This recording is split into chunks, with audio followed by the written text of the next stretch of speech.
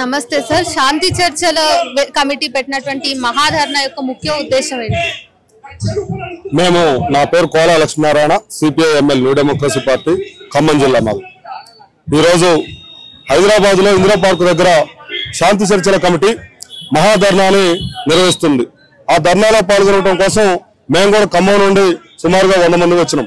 ప్రధానంగా దీని ప్రధానమైనటువంటి ఉద్దేశం ఏంటంటే, భారతదేశంలో అధికారంలో ఉన్నటువంటి బీజేపీ ప్రభుత్వం, ప్రధాని నరేంద్ర మోడీ, అమిత్ షా నాయకత్వంలో మధ్య భారతంలో ఉన్నటువంటి అక్కడ ఉన్నటువంటి ఖనిజ సంపదను దోచుకోవడం కోసం ఒక మావోయిస్టు పార్టీని అంతమొందిస్తాం, మావోయిస్టు పార్టీ పేరుతో ఉన్నటువంటి వాళ్ళందరినీ కూడా చంపివేస్తామని బహిరంగంగా మాట్లాడుతున్నటువంటి పరిస్థితి ఉంది.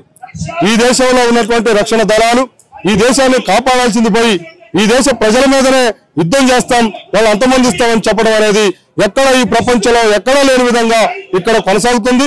ఈ మతోన్మాద బీజేపీ ప్రభుత్వం ఈ దేశంలో ఉన్నటువంటి కార్పొరేట్ కంపెనీలకు, కార్పొరేట్ శక్తులకు అనుకూలమైనటువంటి విధానాలను తీసుకొచ్చి ఆదివాసీల్ని, మూలవాసీల్ని అంతమొందించేటువంటి ఒక దుర్మార్గమైనటువంటి కుట్రకు వ్యతిరేకంగా దేశ ప్రజలందరూ కూడా ఆలోచించాలి, తిరుగుబాటు చేయాలని చెప్పి దీని ఒక ప్రధానమైనటువంటి ఉద్దేశం.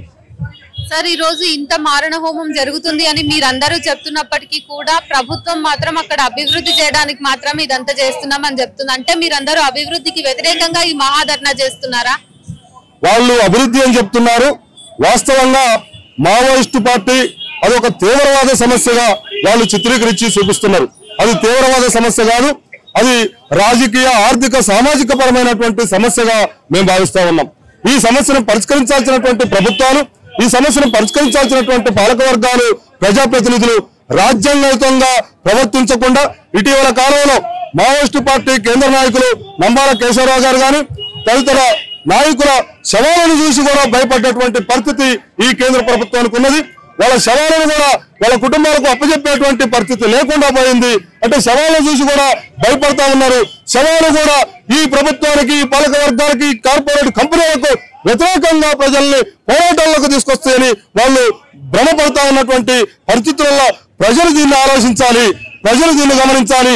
నిజంగా నక్సలైట్లే దేశభక్తులు, నక్సలైట్లే ఈ దేశాన్ని, ఈ దేశ వనరుల్ని కాపాడుతున్నటువంటి పరిస్థితి ఉన్నది. మధ్య భారతంలో, ఆదివాసీ ప్రాంతంలో, ఏజెన్సీ ప్రాంతంలో అనేక రకాల ఖనిజ సంపదని ఈ రోజు కూడా కాపాడుతున్నటువంటి పరిస్థితి. వాళ్ళని అక్కడ నుండి ఖాళీ చేసి అక్కడ ఉన్నటువంటి కార్పొరేట్ అంబానీ, ఆదాయాలకు కట్టబెట్టేటువంటి ఒక దుర్మార్గమైనటువంటి కుట్రలు, ఆ కుట్రలకు వ్యతిరేకంగా ప్రజల పక్షాన, పేదల పక్షాన, ఆదివాసీల పక్షాన ఈ మావోయిస్టులు పోరాడుతున్నటువంటి నేపథ్యంలో వాళ్ళని అక్కడ నుండి ఖాళీ చేయాలని, అది అభివృద్ధి కాదు. ఆ ప్రాంతం మొత్తాన్ని కూడా వాళ్ళు హస్తగతం చేసుకొని అక్కడ గనులని దోచుకొని దాచుకోవడం కోసమే చేస్తున్నటువంటి ఈ ఖగారు, ఆపరేషన్ ఖగారు, ఈ ఆపరేషన్ ఖగారుని వెంటనే ఆఫ్ చేయాలి. నిజంగా సమస్య ఏదంటే మీరు పిలవండి, మీరు రండి, శాంతి చర్చలు చేయండి. ఏదైతే సమస్య ఉన్నదో ఆ సమస్యను పరిష్కారం చేయండి. అది రాజకీయ సమస్య, అది ఆర్థిక సమస్య, అది సాంఘిక సంక్షేమానికి సంబంధించినటువంటి సమస్య. వాళ్ళ సమస్య వాళ్ళు ఏదైతే కోరుతా ఉన్నారో ఆ కోరిక మేరకు మీరు శాంతియుత చర్చలు జరపండి. ఈ దేశంలో ప్రజలు ప్రభుత్వాలపైన అసమ్మతిని ఎందుకు వెలిగిస్తున్నారు అంటే, ప్రజలకు వ్యతిరేకమైనటువంటి విధానాలు మీరు చేస్తున్నారు కాబట్టి ప్రజలు ఈ ప్రభుత్వాల మీద అసమ్మతిని వెలిపిస్తా ఉన్నారు. ఆ అసమ్మతి రాకుండా చూసుకోవాల్సినటువంటి బాధ్యత ఈ ప్రజలతో ఓట్లు వేయించుకొని అధికారాన్ని చేపట్టినటువంటి ప్రభుత్వాలది, పాలక వర్గాలది, ప్రజా ప్రతినిధులది అని చెప్పి సందర్భంగా మేము చెప్పదలుచుకున్నాం. చివరగా ఈ మహాధర్నా ద్వారా మీ పార్టీ తరఫున మీరు ప్రభుత్వానికి ఏం చెప్పాలనుకుంటున్నారు? మేము సిపిఐఎంఎల్ న్యూ డెమోక్రసీ పార్టీగా ఈ దేశంలో భూమి, భుక్తి, విముక్తి కోసం అనేక సంవత్సరాలుగా సిపిఐఎంఎల్ న్యూ డెమోక్రసీ పోరాడుతుంది.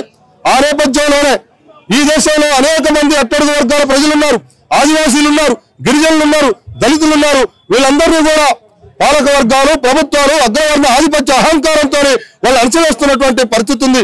వాళ్ళ తరపున మాట్లాడుతున్నటువంటి వాళ్ళని ఇలా అర్బన్ నక్సలైట్ల పేరుతోని, తీవ్రవాదుల పేరుతోని సంవత్సరాల తరబడి వాళ్ళని జైళ్లలో నిర్బంధిస్తున్న పరిస్థితి ఉంది. బోటుకపు ఎన్కౌంటర్ల పేరుతో చంపివేస్తున్నటువంటి పరిస్థితి ఉంది.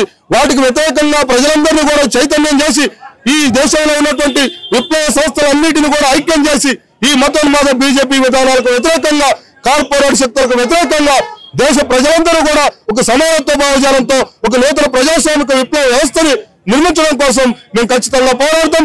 రాబోయేటువంటి కాలంలో ఈ దేశంలో అన్యాయం, దోపిడీ, దౌర్జన్యం ఎంతకాలం ఉంటాయో అంతకాలం ఖచ్చితంగా నక్సలిజం ఉంటుంది, అంతకాలం ఖచ్చితంగా తిరుగుబాటు ఉంటుంది, అంతకాలం ఖచ్చితంగా తిరుగుబాటు ఉద్యమాలు కొనసాగుతాయని చెప్పి ఈ సందర్భంగా ప్రభుత్వాన్ని, కేంద్ర ప్రభుత్వాన్ని హెచ్చరించడం జరుగుతా ఉంది.